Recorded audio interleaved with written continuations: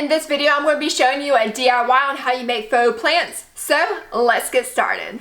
Alright, you're going to need a couple of items to make your faux plant. Of course, a pot that you prefer. I got this from TJ Maxx for $6.99.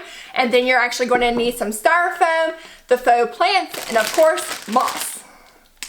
Alright, so now you're going to get your pot and your styrofoam, and of course, styrofoam comes in different shapes and sizes, so choose one that is close to the opening of your pot. Of course, mine is just a tad bit big, so I'm going to cut around it so it can fit into my pot.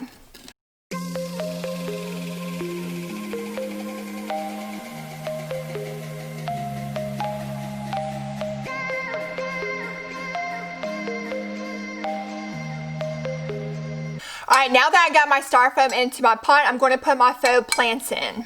Alright, and these are the two faux plants that I chose, so now I'm going to stick them into the styrofoam.